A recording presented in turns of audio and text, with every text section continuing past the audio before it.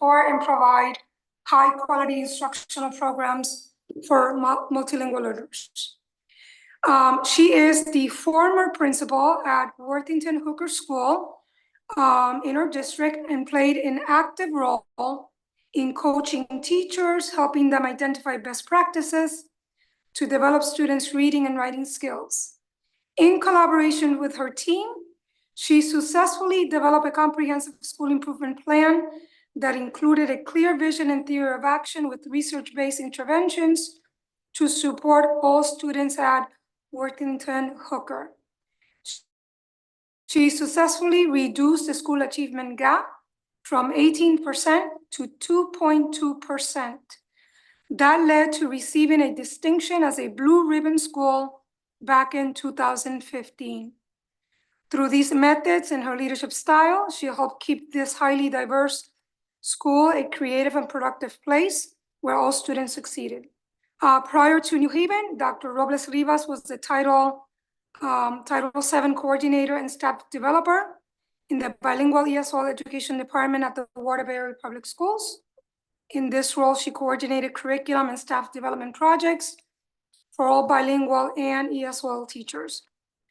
Dr. Robles Rivas' expertise, research activities, and conference presentations include standards-based curriculum, sheltered instruction, standards for effective pedagogy, teacher supervision, and arts integration into the curriculum.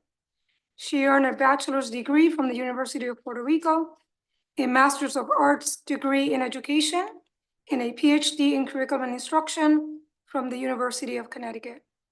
Dr. Robles' expertise, education, and commitment to children are a welcome return to our district. And for that reason, I am asking for the approval tonight as part of my personal report. Mr. Wilcox? Yes, I move we approve the action items of the superintendent's personnel report. Second. Joyner, any discussion? Yes, Madam Chair. See none. Dr. Joyner? Yes, this is a 5-star appointment. Fortunately, I knew of Evelyn's work in Waterbury when I was a consultant there. And one of the great things she did in New Haven is something that people often forget. Oftentimes in higher achieving schools, there still is a segment of the population that does not rise to the mean average of the particular school. And what she found at Hooker in terms of certain categories of kids that weren't doing as well, she had a profound impact on those kids. And quite frankly, we're lucky to get her at this stage of her career because she is thoroughly ethical. She's highly professional, and she knows the issues that these children face. And I commend you, Dr. Negron, for being able to find a 5-star first-round draft choice for that position. She has some big shoes to fill, but she can fill them. And as I say this, I'd like to really comment on Pedro's great work in the 3 decades that he led the district in that area. So this is a great appointment. Thank you, Dr. Joyner. Any further discussion? I'll just make a quick comment that I got to know Dr. Robles when I was alder in the ward where the Hooker School is located. And in addition to all the things that Dr. Joyner said, she's a very, very hard worker, very well respected by the parents. And she's a lovely person. And it's nice to have people that are kind and easy to engage in our school system. So I very much support this recommended appointment. Thank you, Mayor Elicker. Seeing no further discussion, we'll vote to approve the personnel action items. Mr. Wilcox? Yes. Dr. Joyner? Yes. Dr. Yarborough? Yes. Dr. Benitez? Yes. Ms. Downer? Yes. Mayor Elicker? Yes. And I am a yes as well, and so that item passes. Congratulations, Ms. Robles Rivas.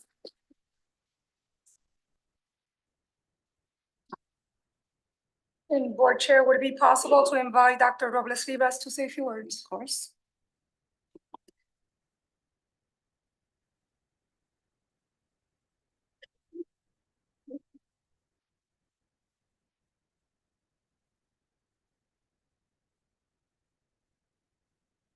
have to press the. Thank you. Thank you so much for this opportunity. I'm really excited and honored to return to my New Haven family. Bilingual ESL and world language program is a passion of mine. So multilingual learners is definitely a passion of mine. I am a multilingual learner myself, right? Coming here 33 years ago from Puerto Rico and learning a language is something that, having the opportunity to come study here and become an educator in Connecticut is definitely a great deal. I am looking forward to work with such an amazing and excellent professionals here because we're here to serve, right? We're here to serve our learners. We are here to serve our multilingual learners and making sure that we are providing equitable opportunities for them. And I am definitely looking forward. I have to say thank you to my family for always supporting me. They're all here, our champion team.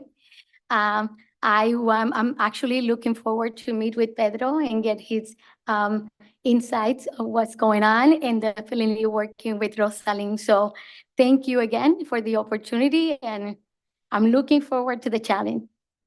Thanks.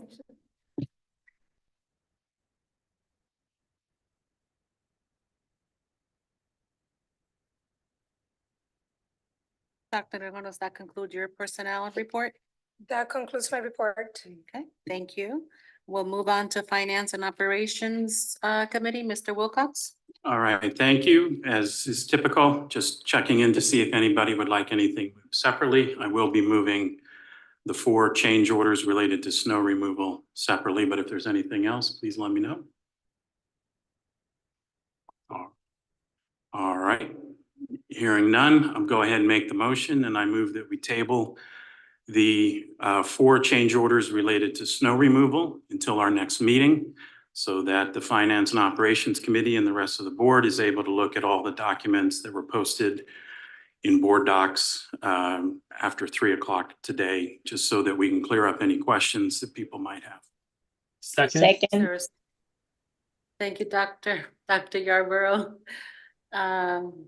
I just want to remind the board that this item is not debatable. It requires a majority and it's been properly seconded. So we'll vote on tabling the item. Mr. Wilcox? Yes. Dr. Yarborough? Yes. Dr. Joyner? Yes. Dr. Benitez? Yes. Ms. Downer? Yes. Mayor Elicker? Yes. And I am a yes as well, and so that item has been tabled.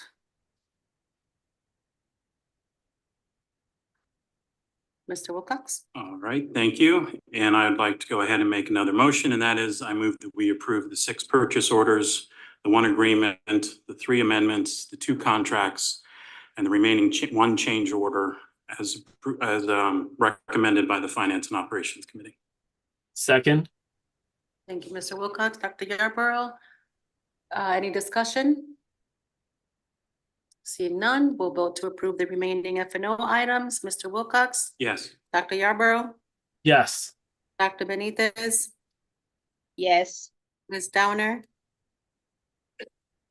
Yes. Dr. Joyner? Yes. Mayor Elicker? Yes. And I am a yes as well, and so those items pass. And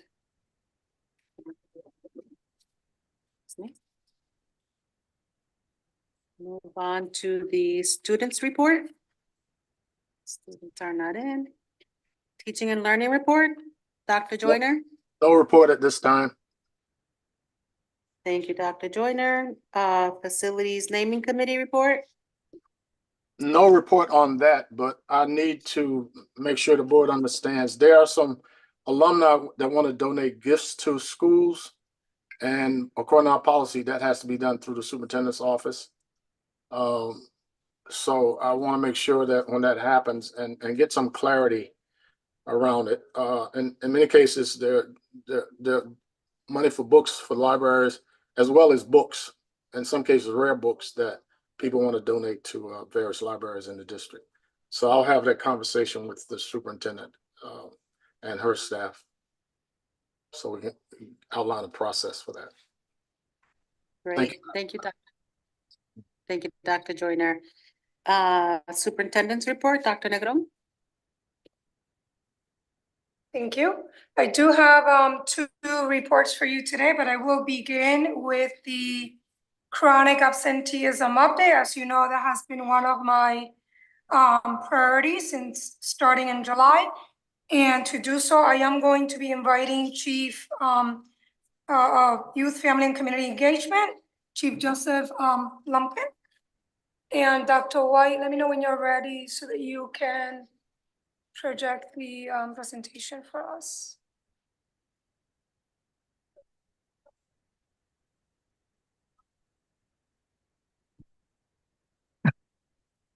Dr. Negron, I have three other people joining me. Should I have them join now?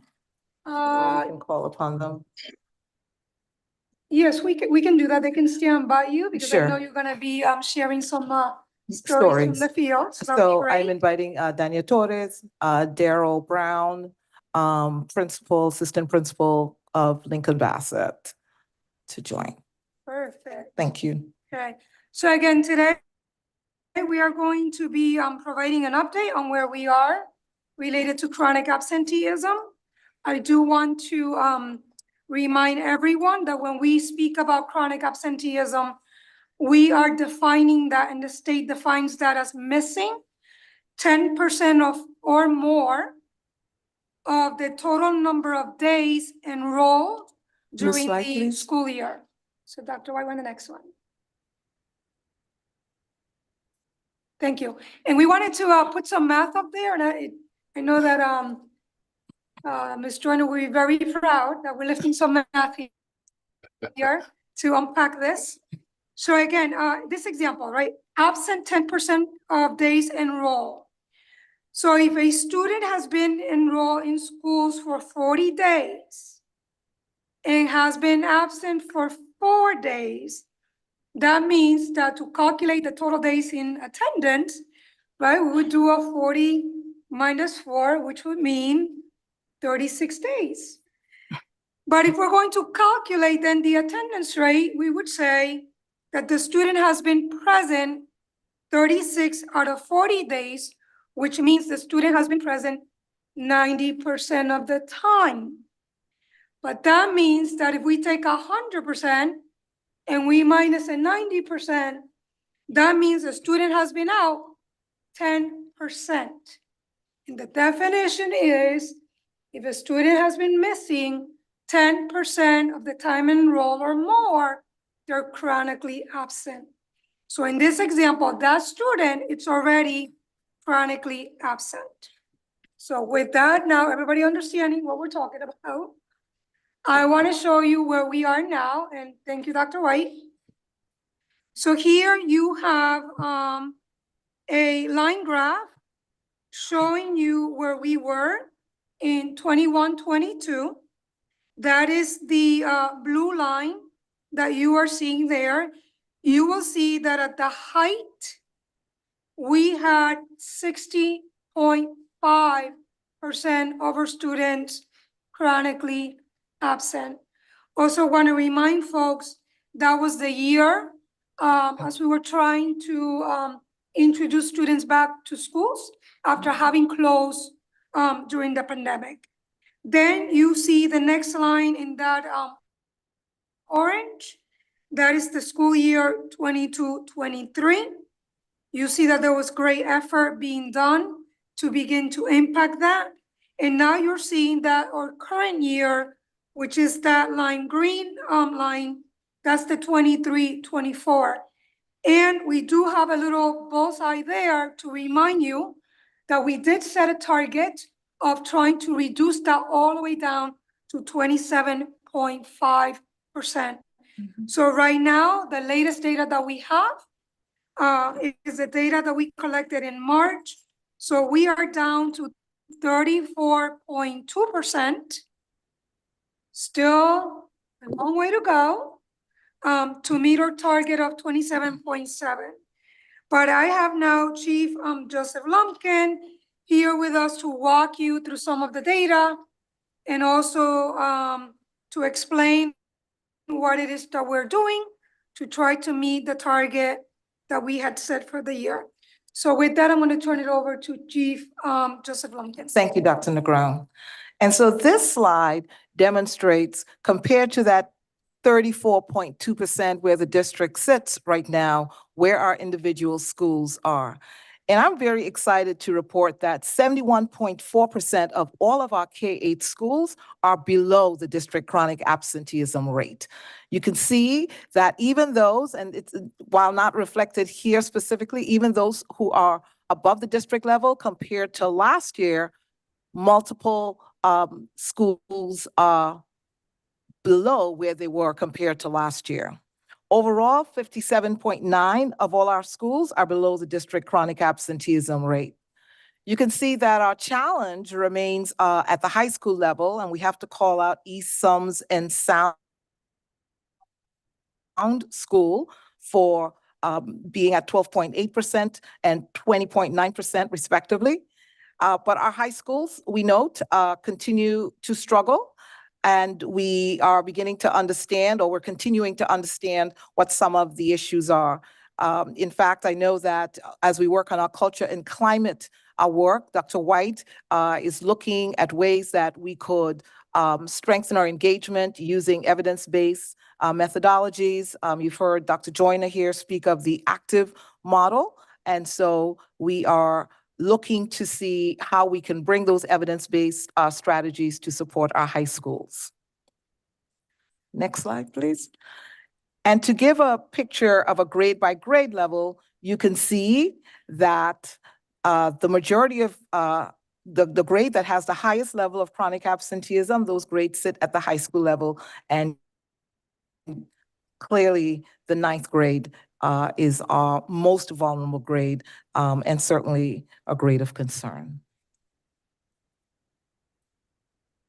Our next slide shows where we are in terms of our demographics. Specifically, compared to the 34.2%, you can see our SPED students at 43%, our multilingual students below district at 30%, and our McKinney-Vento students well above district at 57%. McKinney-Vento students make up about 1,010 students currently. And some of those students are within private and charter schools, but we are required by federal law to service those students. About 884 of those students are within the schools, New Haven Public Schools. So what are the reasons for chronic absenteeism? We're going to look at 2 sets of data. The first one is our parent responses to our parent link, which is managed by our parent engagement coordinator, Danny Diaz. And here, our team asked, what are the reasons? Why is your child chronically absent? 52% of them report that it's related to illness. And then we had a large number of students reporting other. And when we dug into that other, you can see here, it meant they were waiting for physical exams that kept them out.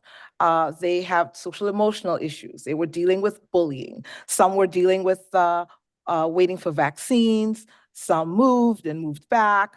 But as you can see, there's a large chunk of issues that fall within that other category for our students. Our next slide is we wanted to take a closer look at what was happening during that period where we saw this huge bump. And we looked at our home visiting field notes where we visited 1,933 students. And it is within that home visiting that we were able to, through our relationships with our families, our dropout prevention specialists, our community partners, they gave us a closer look at what was happening with those families. The majority of those families told us, besides illness, that their students just not wanting to go to school. There were students who were lacking the motivation. There are students, and these are the family words. We require our dropout prevention specialists, our community partners, to be very specific in these categories. There are students who are dragging their feet. There are students who are waking up late and missing school. There are students who are dealing with death in the family and struggling with coping mechanisms. The students who are dealing with mental health and socialization issues. The students have been tardy and being marked absent. And the student is doing everything, the parent is trying to wake the child up and the student is going back to sleep. Those were the issues that we uncovered as we got deeper into the homes of those families, build the relationships, and they shared with us what was happening with students during that time period of February and March. The next slide demonstrates at the grade level that 822 students who families shared with us in intimate detail the struggles that they were facing. You can see the students by grade level. The first half of the slide shows the percent of students by grade. And you can see the majority of those students fall at the high school level, specifically at the 9th grade. And the right side of the slide shows the percentage of students by grade who fell into that disengagement level. Our next slide, we want to share with you what we call our student baskets framework, and this demonstrates the consistent movement of our students. So as of the end of March, going from left to right, about almost 5,000 students had 0 to 4 absences. Another 5,000 plus had 5 to 10 absences, about 29% of our students. Another just over 2,000 students had 11 to 14 days absent. Over 1,000 students had 15 to 17 days. And you can see there was a 25% chronic absenteeism rate. 18 plus students were already, 4,000 students were already 18 plus days chronically absent, which means these students are already chronically absent for the full year. So we tend to look at this data to have an understanding of how our baskets are moving down the river, and we want to get to the issues that all of these baskets are facing, and the individual families are facing, the individual students are facing, and to respond to those issues in a personalized way. So what does the work look like? We emphasize a multi-tiered systems of support, starting with the foundations. And primary to those are healthy learning environments, enrichment activities, access to technology, positive relationships, active family and student engagement, traditions, challenges, challenging and engaging curriculum, advisories, effective advisories, learning support, access to food and other basic needs, and a welcoming and safe school environment, just to name a few. As we continue up the continuum and the multi-tiered level of supports, we work to push in those interventions for students, ensuring that we are connecting with families, and our tier 3 level intensive support to students missing the most school, often involving not just schools, but our community agencies, working with our health partners, housing, social services, and other case management supports that are beyond the capacity of our schools. And we are really proud of the work that our schools are pushing in. I can tell you, as we walk through schools, the things that you've heard our learning, our academic team report, high quality curriculum, rigorous instruction. Our SSST is working to effectively understand the needs of the student and staff. Our family engagement work. You're going to hear a little bit more about what's happening specifically at our schools through attendance celebrations and other student engagement types of activities. Our team hones in on family issues, and you can see here our community partners are doing an awesome job Connecting with Students, Connecticut VIP, Urban Community Alliance, the Alive Program, Monk Center, Abundance Harvest, Sports Academy, Kids Craze, Alpha Omega, and Clifford Bears are all supporting this work. At this point, I'd like to introduce members of our dropout prevention, our team, our community care coordinator, as well as the team from Lincoln Bassett. And I'll start with our dropout prevention specialist, Dania Torres. Good afternoon. Today, I have the opportunity to share a story that I have called A Beautiful Story. This story is about a single mother and her daughter who faced multiple challenges. She tried to do her best as much as she could. No car, financial issues, no place to live. It was struggling. Unfortunately, even though she tried to do her best, the child has to miss school because every time when she needs to go to the doctor. If the parents' bus didn't allow to leave early, the mother have to arrive to the school late. So at dismissal time. For those reasons, the dropout prevention contact this mother and offer all the support and help they can provide. Immediately, the attendance team came up with a plan. Number one, provide the resource as the school-based clinic. Second, they did a referral to LEAP after school program. So the mother have a little bit extra time to arrive to school, and the child had the opportunity to do her homework. Besides that, also Junta, one of our community partners, so the mother was receiving some legal advice.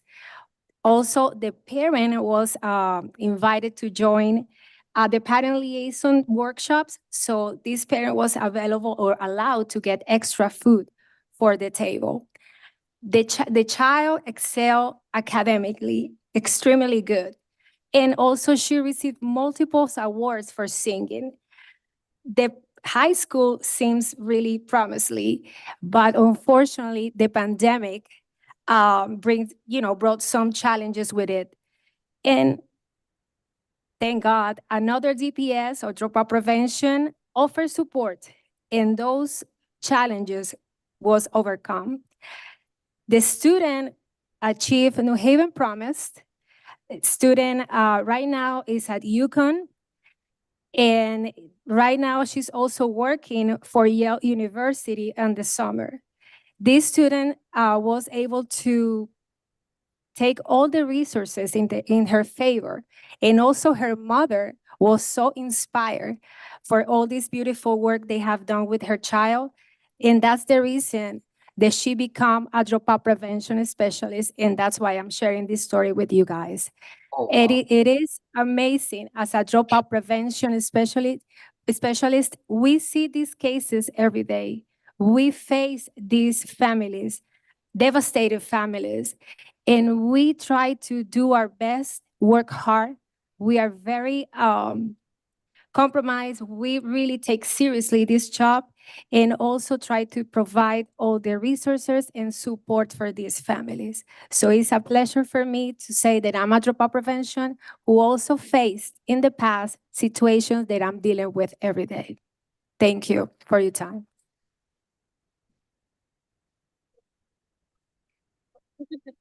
I knew that Dania would be sharing her personal story prior to becoming a specialist, and I'm just so proud that she was willing to share her life dealing with chronic absenteeism and now here supporting other families. Thank you, Dania.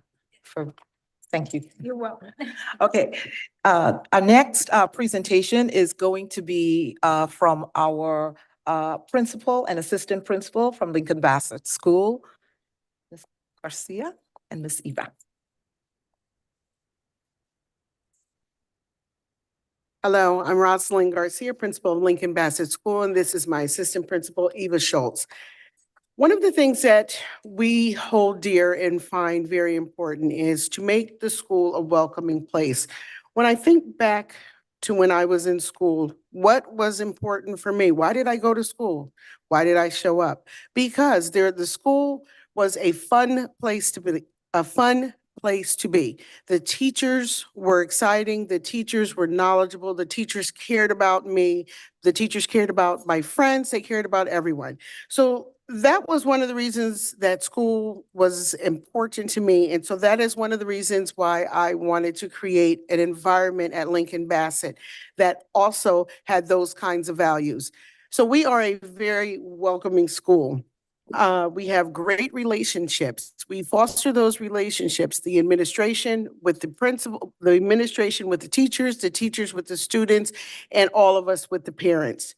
One of the important parts of our day is for the students to be actively engaged with the content. And one of those ways is through obviously the teacher giving instruction. So it is important for us as administrators to provide professional development for our teachers that is meaningful and that they can replicate in the classroom, which they do on a regular basis. Also, we find it important that the students need to have a personal touch every day, 45 minutes in an intervention block.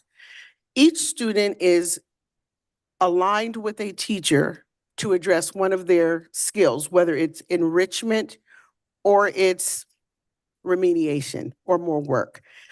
We are very invested in this 45 minutes, so much so that Ms. Schultz has a class and I have a class.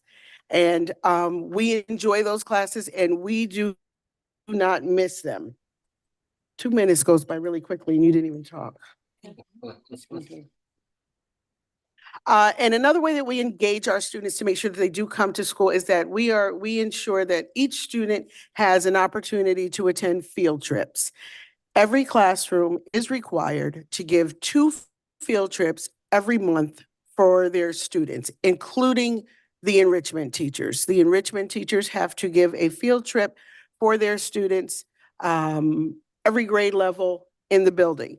In fact, our art teacher did an art exhibition for our students where performing artists came in and students were able to engage in that way. Our music teacher did a showcase with the Schubert where he spoke at one of the Schubert's board meeting regarding the experiences that the students had.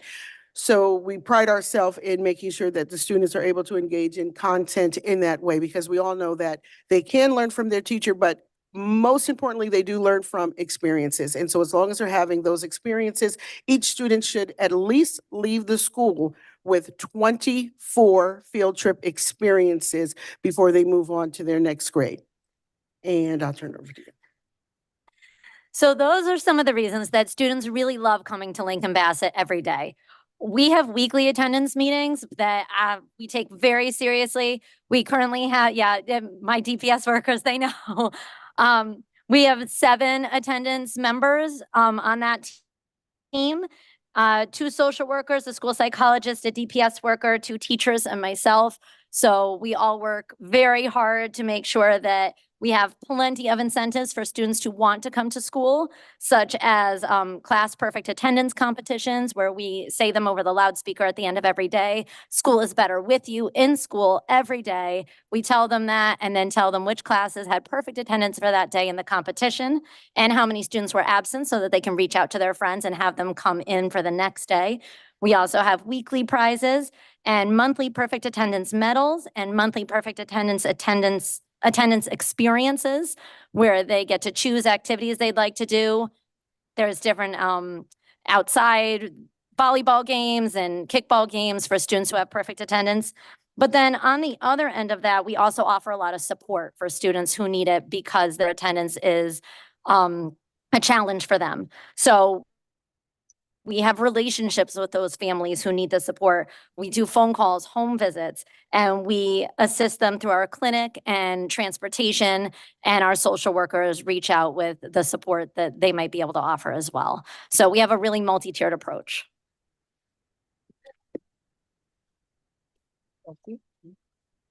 Thank you, Ms. Garcia and Ms. Schultz. And finally, Care Coordinator Daryl Brown, who supports us at Hill House. Good afternoon, everyone. As Gemma introduced earlier, about the uniqueness of challenge that we have on the high school level as opposed to the other grade levels. Care coordination has been a marvelous addition to the multi-tier system of support. Care coordination, in many ways, people think about it in the medical sense from the hospitals, whereas the providers have to coordinate how the patients are going to receive different services. But that same approach is applied to the high schools and the students of New Haven Public Schools. What is the old saying? If you give a man a fish, you feed him for a day. But if you teach him how to fish, you feed him for a lifetime. And that is the method in which we are approaching how we're getting to our highest risk students. We are going into these homes, we're going into these communities, and we are trying to find our kids. And what we mean by that, this is the story. The second week of me doing care coordination, I was assigned to a student and a family from the weekly attendance meetings and the SSST teams. We could not find this family. The addresses were, there were 7 students from the New Haven Public Schools in this one family. We just so happened to know one of their family members that worked in a local barbershop, and I pulled up on them. When I went to the barbershop, he was able to get me in contact with the family, and we were able to do a home visit finally. We saw that the family needed support. The parents had limitations, and the students had limitations as well, having 3 children in the building, in the house, that had never attended school. Being at the oldest age of 7, the other sibling was 6, and the another sibling was 5, and they had never been enrolled in school, with obviously having some structural issues with the home. We eventually got them hooked up with our McKinney-Vento program and some wraparound services through Clifford Beers, and we re-engaged that family. And those students, prior to us re-engaging them in the home, had missed over 300 days of school within the last 3 school years. So care coordination is not giving the people the resources, but teaching them not only how to find them, but how to use them. And that is part of our multi-tiered approach of support from the Office of Youth, Family, and Community Engagement. Thank you. And finally, Dr. Negron, I wanted to point out that we, well, first to recognize our team from YFCE Youth, Family, Community Engagement that's in the audience today. Thank you all for being here to support our work. And we've attached 2 resources I think would be helpful in understanding a little bit more about our work. The New York Times, the end of March, produced a thoughtful article featuring research around the share of U.S. students who are chronically absent has spiked since the pandemic, and took a research-based approach to some of the reasons why. And then an easy read for a research article called Masking Attendance, How Education Policy Distracts from the Wicked Problem of Chronic Absenteeism. And that's our report for today, and we entertain questions. Thank you for the presentation. Any questions or comments for Ms. Joseph Lumpkin? Ms. Towner? Can you tell me how many students we serve in our district? Our student enrollment is approximately 19,000 students. Okay. I have a question on the couple of things. So is it correct that we actually have 28 K-8 schools and 10 high schools? Total of 41, because then we have to add our adult center and also our early childhood center, Dr. Mayo. Okay, so that those are not incorporated in this that you gave us. So this CSDE does not incorporate early childhood or adult education. Okay, so it wouldn't have been considered anyway in this Correct. data set. Okay, so the other one was what did you just say, Dr. Negron? The Dr. Mayo Center, where we have all of our pre-Ks. Okay, so they're not considered to be added into this data set. Because they do K-12. Okay, all right, because the numbers are not adding up. I'm getting 57% the K-8 that's on this chart, And I'm also getting 37% are below the district chronic absentee rate. Would we include them? I'm just trying to figure out why I'm not getting the same numbers as the 71.4 or the 57.9.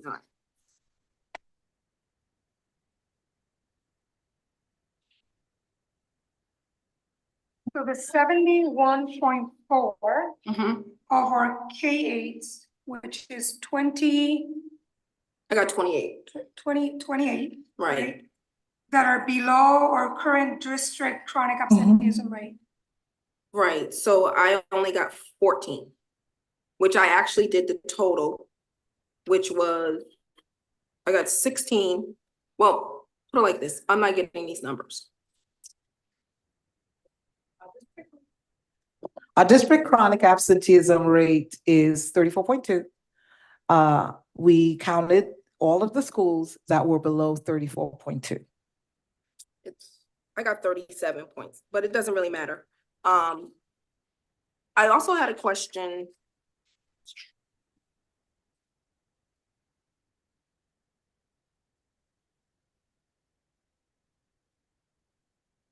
So it just seems like we're just going in the opposite direction from October, from the start of school. And it was kind of quite low to the 27.5, but then it's looked like it's going to the opposite direction. And it's fluctuating as far as the rate of in and out. It grows and it drops. Are these specific reasons that you gave on this page here, which is from the 4,095 responses, does it correlate to those Yes. reasons? Okay. One more. How many students do we have that are homeless? Thank you very much. I just want to do a quick shout out to Danny Diaz for making sure that I have this data. So we have 1,010 students who are identified as homeless.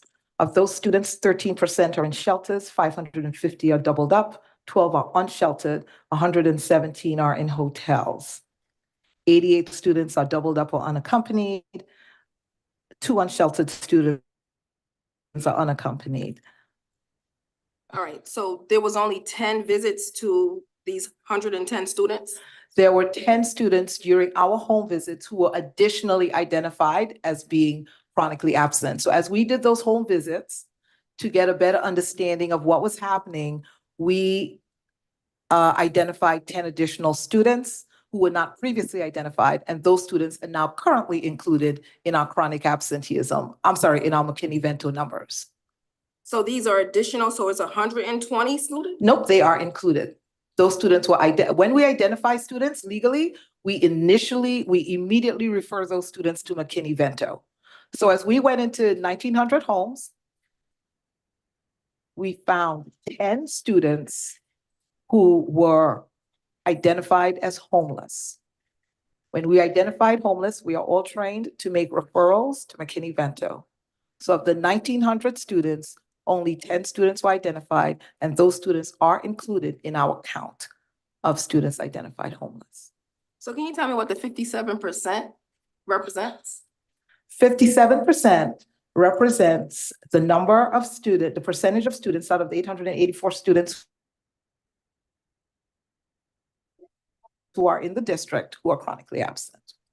Okay, so 884, there was 110 plus an additional 10 students that were homeless? Those students are included. The 10 students are included in our count. As soon as we identify those students, they get into, they are linked into our. Okay, because the numbers. graphs don't specifically say that these are 10 additional students to the 110. So that's what I'm a little confused there. Can you also tell me what the 18 plus mean? What's the max number of days a student was tardy? I don't have tardy records. Well, not tardy, I'm sorry, absent. So what's that number? What is the max on that 18 plus? It means that it could range. I don't have those exact numbers. I can get those for you. But it can, so these students were at least 18 days plus absent. You can't Dr. Negron, you couldn't off right now? Like what is the max? Is it like 60 days? Is it 80 days? Is it, I mean, we just started school back in, what was it? August, total number of- September? the Yes, total what number is of the days max number of days? that we've been in right now? Right, that these students, these 4,393 students, which makes up the 25% of the 19,000? 141. Thank you. That's the total number of school days so far. No, how many absent days? It's 18, is it 18 to 141 days? What is that number? It could be 140. It's looking at every single child. One child could have 18. One child could have 30. One child could have up to 141 days. So are you meaning to tell me a student was out for 4.7 months? Is that what you're Yes. saying? Yes, Yeah, yes, that's our Okay, reality. That's exactly what I'm saying. that's what chronically absent means. Exactly. Okay. Thank you.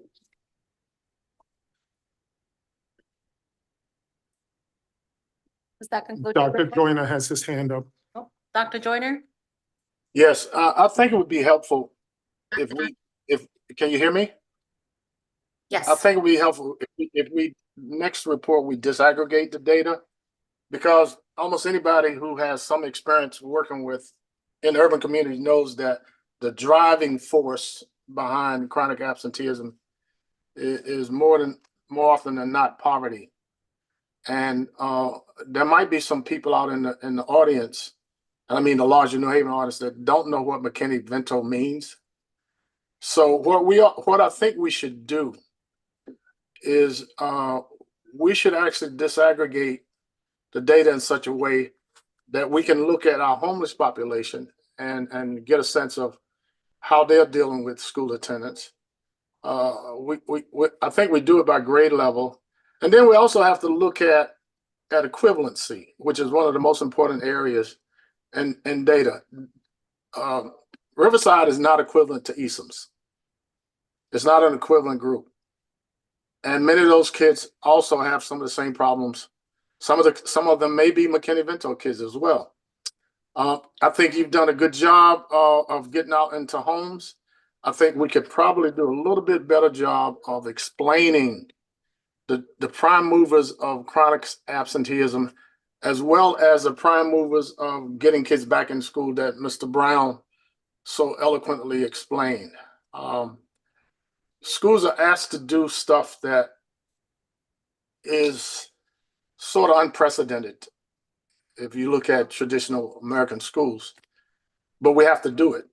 And what I'd like to see in the next data presentation is a disaggregation and an explanation that when we talk about comparative schools and we talk about schools that are magnet schools where parents exercise an option to have their kids go there, and schools that have themes that automatically draw those children into them. If I was a dance student and I was at co-op, I wouldn't want to miss a day, even if I were sick.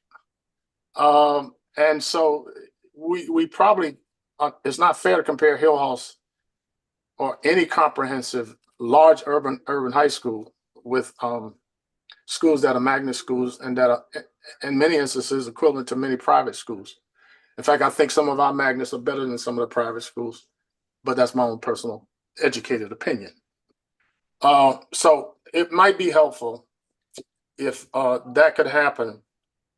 And if you could explain as much of the data as you can, as well as much of the interventions that you can. And for instance, when you talk about the SSST is supposed to have a case management approach. But the other thing that comes out of this report is that we haven't even identified some of these kids until much later, because we didn't know that they were out there. And that's not the school system's fault. Not at all. If a kid transfers into New Haven, that's a school-age child, and that child never shows up in the classroom. And then because of the kindness of somebody talking to a barber saying that, yeah, there's a 16-year-old that hasn't come to school yet. And then that kid comes in and that kid is automatically on our record as not having attended when we didn't even know the kid existed. Mm-hmm. So, you know, if there are people out there who want to be critical, you should understand what we're up against in terms of trying to, one, know who the kids are in the community, many of them coming from other countries, from other communities, in many cases fleeing domestic abuse. I'm talking about what I know. And many of them afraid to go to school. And those are the issues that we're dealing with. But and I think that if we could just have a report on why those kids are out so much. We mentioned it in passing, but it's a big problem. And I really commend the superintendent and the group, particularly the people that are on the ground floor, trying to get these kids in school. And I would just ask the principals to take a special consideration for children in your school that you know are up against it when it comes to dealing with some of the slings and arrows of outrageous fortune. Keep up the good work. And the story that was told by the young lady who moved on from one side of the ledger to the other is very inspirational. And we need more people like that. Dale Brown has a story too. You should let him tell you his story. And there are plenty of us who have those stories, and so that we can inspire these children to know that I don't care how bad it looks, America is still the best place to get a world-class education. If you're willing to trust the people like Danny Diaz and Marcella Flake and all these other programs where they take a personal interest in children and take personal responsibility for trying to help children. So keep up the good work. It's hard work. Thank you, Dr. Joyner. Thank you, Dr. Joyner. Dr. Benitez, did you have your hand raised? And then Mr. Wilcox. Okay, just thank you for the presentation. This is a very timely moment to bring us this. I noticed that the kindergarten continues to be a challenge, and I know, and again, I haven't asked, so I'm asking now. I'm asking if we continue to have dropout prevention workers or officers who address kindergarten as their major target. Yes, we continue to focus on kindergarten. As you know, Dr. Benitez, it is a widespread issue of high chronic absenteeism at the kindergarten level. It is the family's first connection.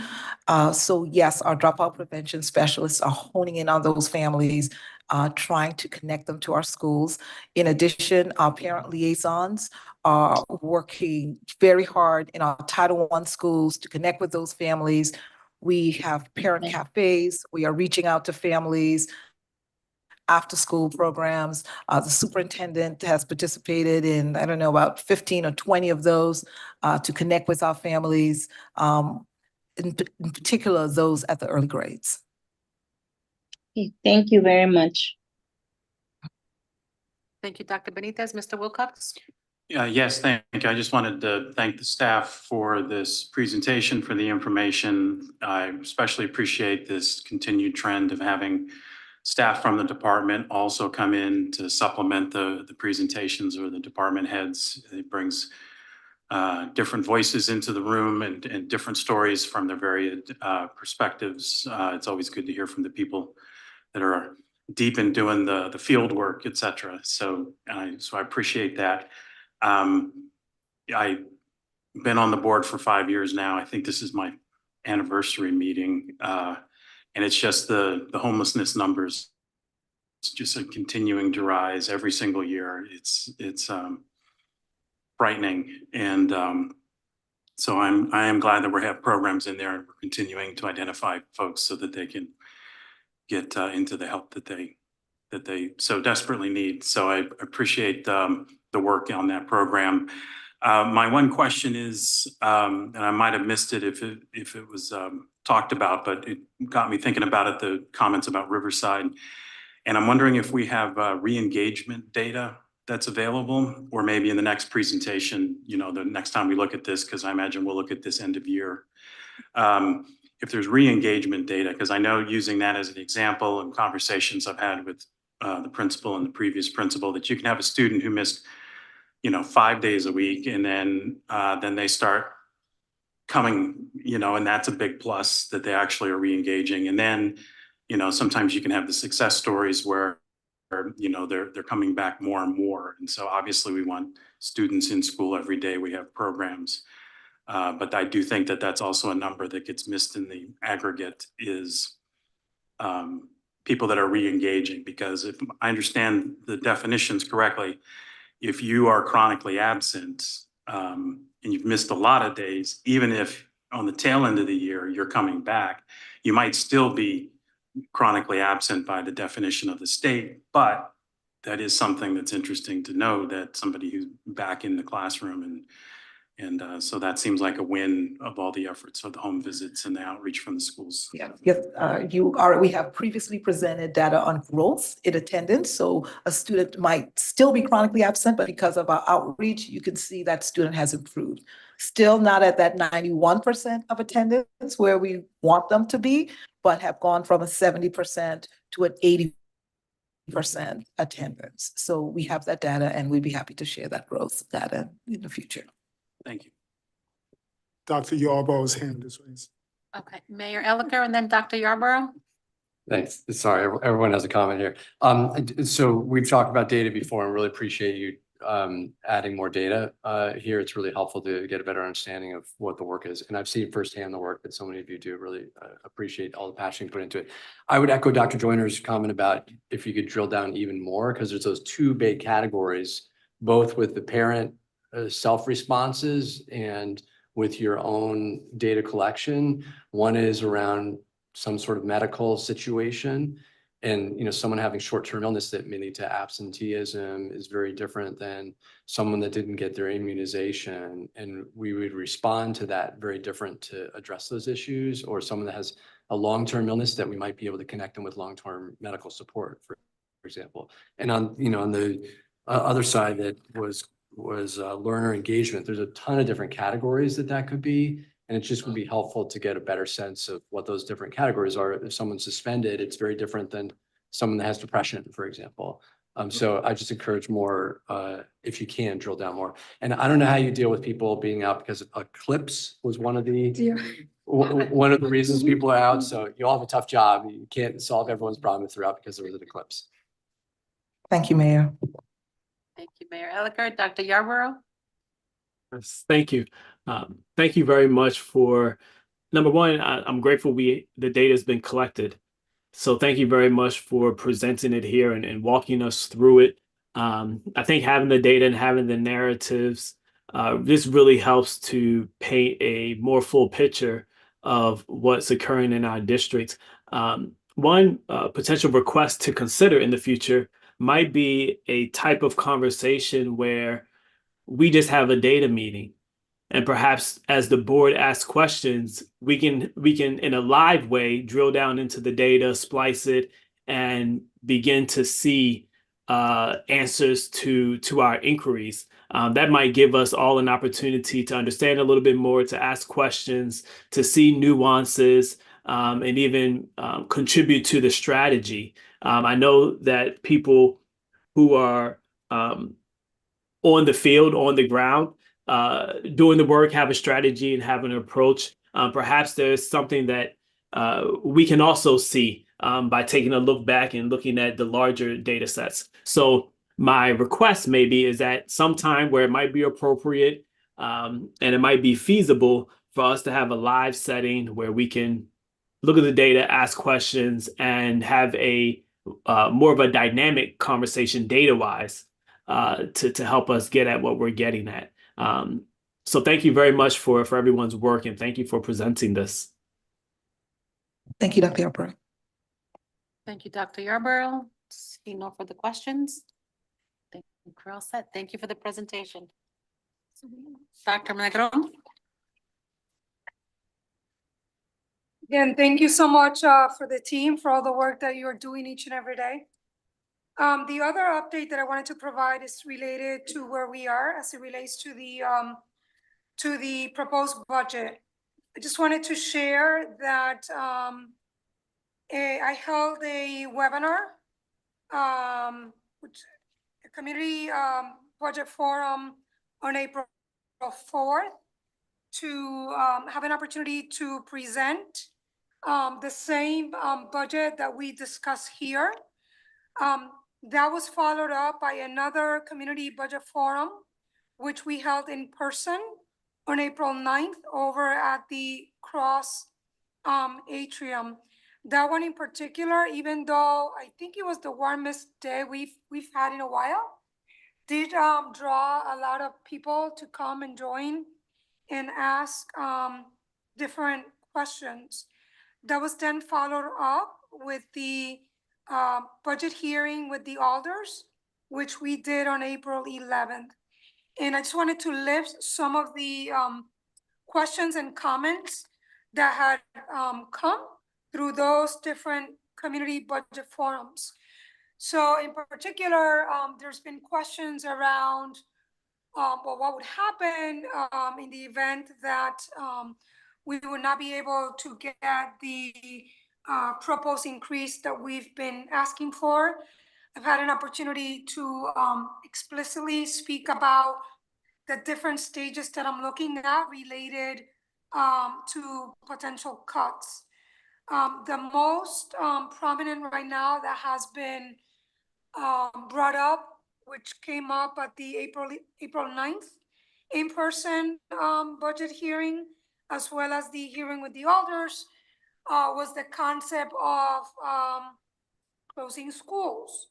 So just wanted to share that and express my response, which I have indicated that eventually, as recent as next year, that is something that we need to begin to explore so we can really think about how we can become sustainable as a district. But I also wanted to highlight that I have stressed that needs to be done considering multiple data points, that it cannot only be done just with the simple factor of looking, for example, at empty seats or student enrollment, that I also need to take into account the different conditions of each school facility that needs to go deeper than the report that we looked at as a board that was collected back in 2021, 22. So for example, I would like to have data related to the life expectancy of the different electrical systems in the facility or HVAC systems in the facility. Because to me, even though I'm not an expert, I do know that I want to have that data, because if somebody's telling me those systems are no longer, are beyond repair, why would we want to invest in renovating a facility like that one as opposed to another facility that maybe may not have the enrollment, but we know that we should invest in repairing because of the conditions in those systems, as well as where does the enrollment come in as it relates to the different neighborhoods. So all of that to say that I don't believe it is feasible, and those were my words to the Board of Alders, to talk about closing schools in the next 2 months, that we have to make decisions that are inclusive of all the data points. And most importantly, that I want to make sure that I have an opportunity to collect the data, share the data with the public inside of our neighborhoods, so that then the public can become part of the decision makers in a way, so that we're doing things with community and not to communities. But I did wanted to share that input and where I am at as it relates to all matters related to the budget. So that does conclude my budget update. Thank you, Dr. Negron. Questions or comments for Dr. Negron? Mr. Wilcox? Yes, just wanted to mention that I wouldn't say I had the pleasure of attending the Alders Finance Committee meeting because it was more than 4 hours long. And I don't envy them in the work that they're doing as they try to figure out how to make the budget fit all the needs in the city. But I did attend. I think staff did a great job. I think the Alders questions were were carefully thought through, and I appreciated to hear those. I also had the occasion to attend the final public comments to that committee this last Thursday, which fortunately wasn't 4 hours plus, but I did want to thank, we had teachers, we had paraprofessionals, we had community members talking and coming out to support the schools. And my understanding is that happened at the previous meetings as well, where they were taking public comment. So did want to thank definitely, you know, school staff coming out and talking about their own personal stories and about how the school funding will be helpful. So just wanted to mention that to the board and the public. Thank you. Thank you, Mr. Wilcox. Dr. Benitez, did you have your hand? Okay. Okay. Thank you, Dr. Negron. I do not have a report at this time, so we'll move on to the Head Start report. There's no report because that meeting, we moved it to this coming Thursday due to staff being out of town for our conference. So that's this Thursday, I think at 4 o'clock, information's posted. And Citywide School Building Committee report? That meeting was canceled due to, we were going to have a lack of quorum, and I do not know when it's been rescheduled to. So that information will be posted when it's available. And Finance and Operations? Finally, for Finance and Operations, we had another fabulous Finance and Operations Committee meeting. We, in addition to the action items that we've already discussed, we also had occasion to see the most recent monthly financial reports, which shows still a deficit and then a larger deficit than we had this time last year. Staff discussed all the different ways that they're still working on reducing that number to bring it into balance, as we've been able to do for the last several years. So that work is ongoing, and this is the time of year where they start to get a very good picture of where things are going to go, because they are able to clean up a lot of assumptions in their data, replacing with hard numbers as they're looking at all the information and seeing what change orders or purchase orders or things that are hitting, or materials that will not be coming in and orders can be canceled, et cetera. So that's one thing. We also continued our policy work. Wanted to thank staff for their work on the procurement policy. I'm forgetting how to pronounce the name, but our new purchasing agent that we pay for that works for the city was able to provide some great comments. I think the name is Mr. Trinick. Also, Mr. Lamb, Ms. DeMayo, board members, others are really looking at that. The information's posted, and we'll be looking at that again, all with a goal of getting it to the governance committee before the end of May. Thank you, Mr. Wilcox. Governance report, Dr. Benitez? Yes, good evening, everyone, board members and the public. I don't have a report. We will be meeting this week, but I do have policy number 5145.5, 4118.112, 4218.112, which is double because we have the personnel certified and non-certified, and students. It's a policy on sexual harassment, and the sections explain that is that we will not allow for that to happen in our district, in our schools, and in our district. And it also explains what are some of the procedures and what are the things that need to happen in our district when a person reports that, whether that is a child, a parent, a staff member, anyone who feels that, who has been victimized in a situation that involves our school's activities, has the ability to make a report, and we would like to ask the board to approve this policy as it has been updated. So I'm making a motion to approve this policy on sexual harassment. Second. Properly seconded. Any discussion?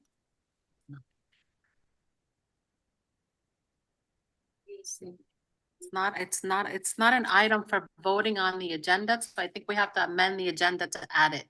So we have to go backwards a little bit here. Okay, so I make a motion to amend the agenda to add the sexual harassment policy as a item for vote. Second. Okay, any discussion? Seeing none, we'll vote to amend the agenda to add the governance item. Dr. Benitez? Yes. Dr. Joyner? Yes. Mr. Wilcox? Yes. Dr. Yes. Yarborough?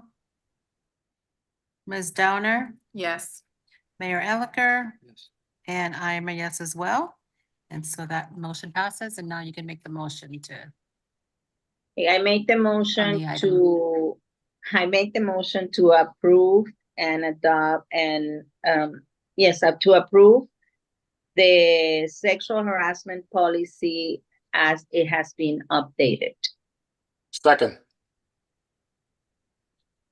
any discussion? Thank you, Dr. Joyner, Dr. Benitez. Seeing none, we will, Wait, Dr. Dr. Yarborough? Yarborough has the No, second, Dr. Yarborough. and I have mine up as well.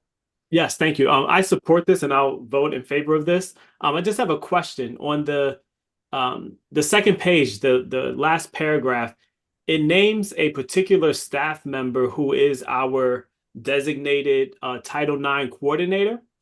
And I'm wondering about having a specific name versus someone who has that role or who the superintendent designates. In the case that if that person changes roles or we change who that person is, but we have to go back and amend the policy. So that was my question, just whether we can either generalize it or add to that person's name or whoever else the superintendent designates to keep the policy a little more evergreen. Right. Well, it does have the statement that the superintendent designates, but and authorizes this person. But you are right, we could have just leave it without a name. Either way, I support it. No, and since this is my committee, I can always say, we did this. So I believe that both Ms. Downer and I would be able to live with this, Ms. Downer. Great. So we don't need to list the name. Can we do that? Where's our attorney? Can we erase the name and continue to vote? Yes, he says yes. Yeah. Okay, very good. So we can approve it So- with the correction, I suppose. So I'm going to make a motion to approve the I don't think you have sexual to. harassment. I don't have to? Okay. I don't think you have to restate the motion. Dr. Joyner, Okay. did you have a question or comment? I was just saying that I want to support both Dr. Benitez and Dr. Yarborough, because we should probably put the position rather than the name, because again, he mentioned the concept of evergreen. People come and go. Ben Franklin's not around anymore, so if his name was on something, we couldn't call Ben to testify. So that's a good point. The other thing, I don't think the public understands how hard Dr. Benitez and Ms. Downer have worked to update policies like this. This is an intensely legalized policy, and they covered all the bases. So I commend them for the hard work they do as volunteers to try to bring all these outdated policies up to stuff. Thank you. Thank you, Dr. Joyner. Okay, seeing no further discussion, we will vote to approve the sexual harassment policy. With that correction, Dr. Joyner, Yes. Dr. Benitez, Yes. Ms. Downer, Yes. Dr. Yarborough, Yes. Mr. Wilcox, Yes. Mayor Elicker, Yes. and I am a yes as well, and so that item passes. Does that conclude your report, Dr. Benitez? That concludes my report. Thank you very much. Thank you. Food Service Task Group report, Dr. Yarborough? Yes, the summer food gap group was able to distribute grocery bags with community members during the school break. And I just look forward in our next meeting to hear about how that went and also hear what we need to do in the future to continue to meet the district needs. That's all. Our next meeting will be next month in May. Thank you. Thank you, Dr. Yarborough. That is our final item on the agenda. Motion to adjourn. Motion to adjourn. Second. Is there a second? Okay, Mr. Wilcox, Yes. Dr. Joyner, Yes. Dr. Yarborough, Yes, Dr. Benitez, you're on mute. Dr. Benitez, Yes. Ms. Downer, Yes. Mayor Elicker, Yes. and I am a yes as well. Good night, everyone. I dare say that's a record. No? Maybe not? It's not. Okay, darn. Almost. We were almost there. Good job, Thank guys. you, everyone. Good night. Thank Take you care. all.